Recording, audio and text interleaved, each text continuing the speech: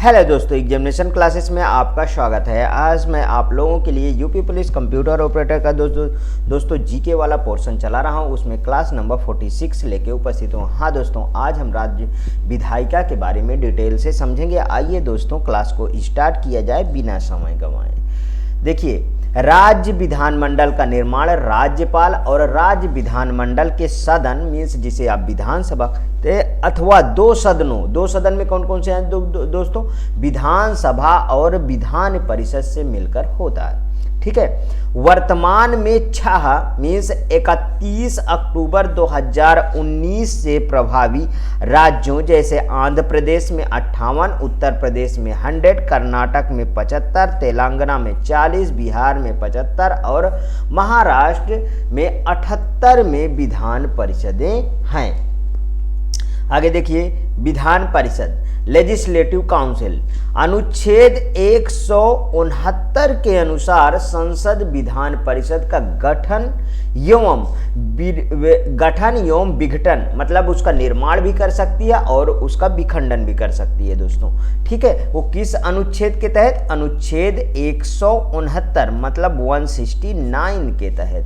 यदि संबंधित राज्य की विधानसभा द्वारा इस संबंध में संकल्प को विधानसभा के कुल सदस्य संख्या के बहुमत एवं उपस्थिति तथा मत देने वाले सदस्यों के कम से कम 2/3 बहुमत से पारित किया जाए तब।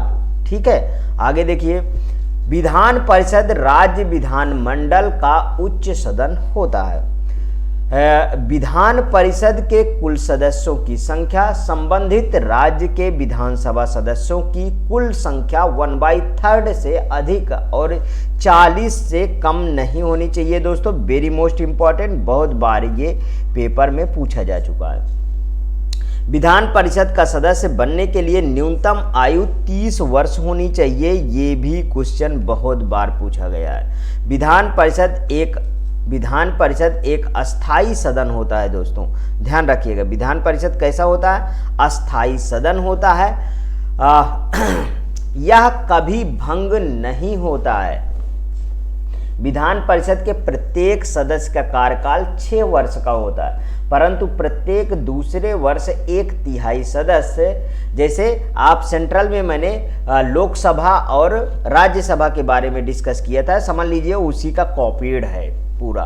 ठीक है, ये 1/3 सदस्य अपना कार्यकाल पूरा करके अवकाश ग्रहण करते हैं और उनके स्थान पर नवीन सदस्य निर्वाचित हो जाते हैं। विधान परिषद के सदस्यों का निर्वाचन अप्रत्यक्ष रूप से होता है। विधान परिषद के कुल सदस्यों में से 1/3 सदस्यों का निर्वाचन उस राज्य के नगर पालिकाओं, जिला बोर्डों और अन्य ऐसे स्थानीय प्राधिकारियों के जो संसद विधि द्वारा विनिर्दिष्ट करे संसदों मतलब जो सदस्यों से मिलकर बनने वाले निर्वाचक मंडल द्वारा 1/3 सदस्यों का निर्वाचन विधानसभा के सदस्यों द्वारा 1/12 सदस्य माध्यमिक अथवा उससे उच्चतर विद्यालयों में कम से कम 3 वर्ष से शिक्षण कार्य करने वाले अध्यापकों द्वारा 1/12 सदस्य 3 वर्ष से स्नातक की उपाधि धारण करने वाले स्नातकों द्वारा चुने जाते हैं। और इधर देखिए, शेष 1/6 सदस्यों को राज्यपाल द्वारा मनोनीत किया जाता है, जो कि साहित्य से होना चाहिए, विज्ञान से होना चाहिए, कला से होना चाहिए या फिर सहकारी आंदोलन एवं समाज सेवा में विशेष अनुभव रखते हों, उन्हें उनका चुनाव राज्यपाल कर लेते हैं। विधान परिषद के सदस्य अपने में से एक सभापति और एक उपसभापति चुनते हैं।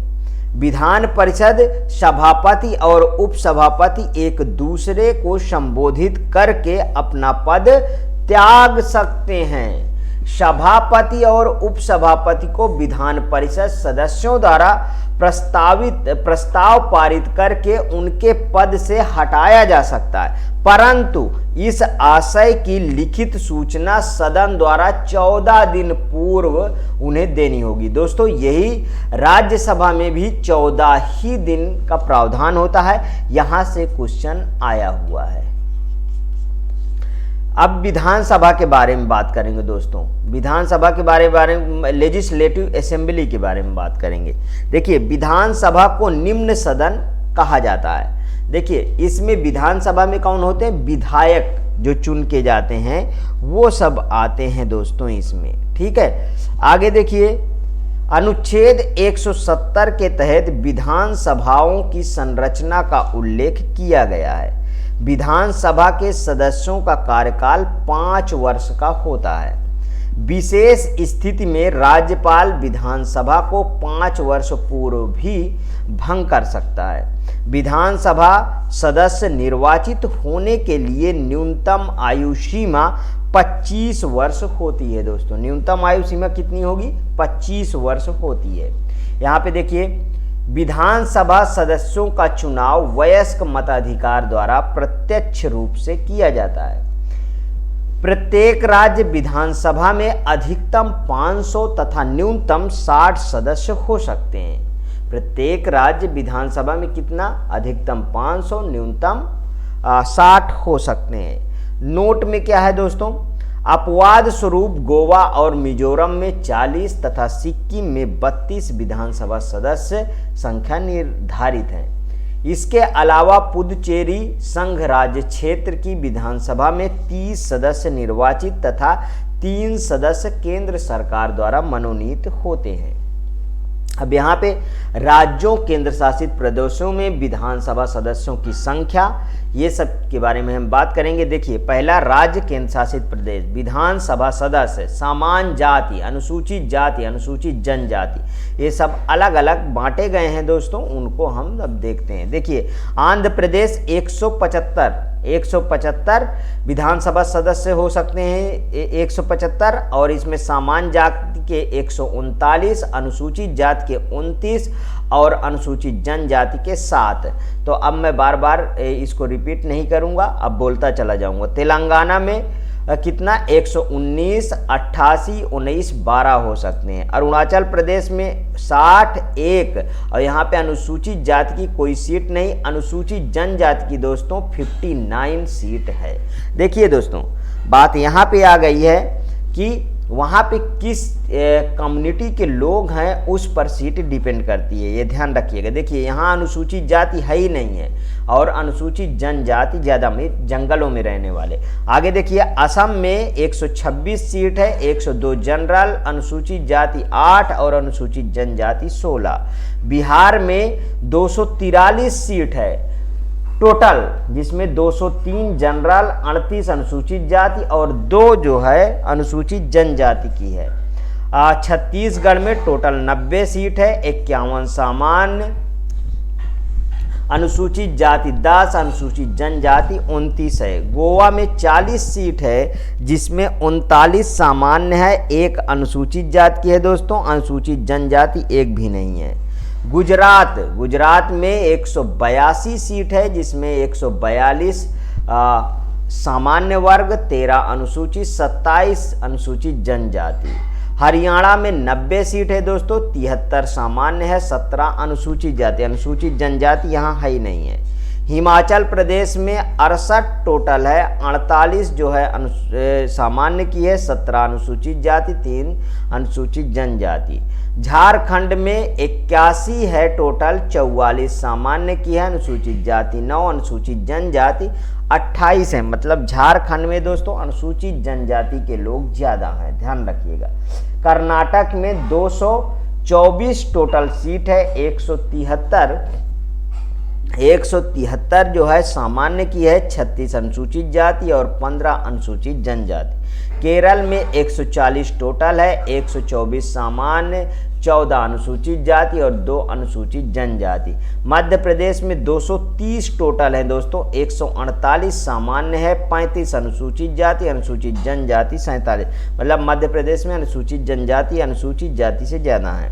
महाराष्ट्र में 288 सीट है दोस्तों और 234 सामान्य की है, 29 अनुसूचित जाति और अनुसूचित जनजाति की 25 है। मणिपुर में 60 सीट है, 60 सीट टोटल है, 40 सामान्य की है, 1 अनुसूचित जाति की है और अनुसूचित जनजाति के 19 है। मीन्स मणिपुर में अनुसूचित जनजाति के लोग ज़्यादा हैं। मेघालय में टोटल 60 है दोस्तों और 5 सामान्य की है और अनुसूचित जाति है ही नहीं, अनुसूचित जनजाति 55 है। दोस्तों यहाँ पे देखिए, अब यहाँ से ये पता चलता है कि मेघालय में अनुसूचित जनजाति के लोग ज़्यादा हैं।